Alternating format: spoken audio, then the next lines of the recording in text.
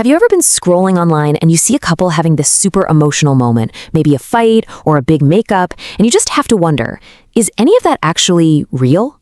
Well, today we're diving headfirst into the wild world of online relationships, where those private moments are anything but private. They're content. Okay, so let's get right into it. We've all seen them, right? The dramatic, tear-filled apology videos. But what is really going on behind that camera? To figure it out, we're going to start with a classic example of a very specific genre, the performative apology. All right, here's our first case study. This comes from a YouTube video, and it's basically a perfect lesson in how a moment that should be private gets totally transformed into public entertainment. Just listen to that. Wow, wow, wow. Oh my God, I'm sorry. You can hear the repetition, that super frantic tone. It's all so dramatic. You can feel the urgency for sure, but doesn't it also feel a little, I don't know, staged? It's just a bit too big for a real quiet moment between two people. Now, here's the real giveaway. It's all about the context. The video is titled, "I'm so sorry," with the wide-eyed emoji and the laughing emoji. But the biggest clue? That hashtag right at the end, hashtag couple comedy. And that one little hashtag couple comedy, it changes everything. It's like a little wink to all of us watching. It's the creators telling us, hey, this isn't just an apology, it's a show, and you're the audience. So let's actually break this performance down. First, you've got that over-the-top repetition and exaggeration we just heard.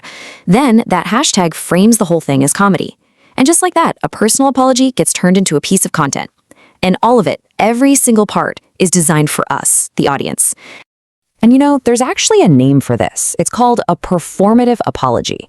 It's when the whole act of apologizing is way more about looking sorry to the public than it is about, actually feeling remorse. The spectacle is the whole point.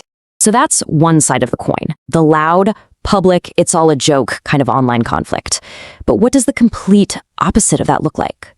Let's totally switch gears here and look at a very, very different way of showing heartbreak online. Our second source could not be more different. We're going from that frantic, public apology to something way more quiet and internal, the language of longing. I mean, listen to this language. I want to hear your breath just next to my soul. See how the whole feeling just shifts? It's not loud and crazy, it's quiet. It's poetic. This feels less like a performance for thousands of people and more like a private thought someone decided to share. And once again, the context tells us the story. The title is "She Just Broke Up" with a crying emoji, and the hashtag is simply hashtag love. This isn't framed to make us laugh. It's framed to make us feel something, to have empathy. We're not watching a performance. We're being invited to witness pain. Okay, so when you put these two videos side by side, it's so easy to ask, all right, which one is real? But you know what? Maybe that's not even the right question. Maybe they're both just two very different kinds of performances. I mean, look at this. The contrast is just, wow, it's night and day.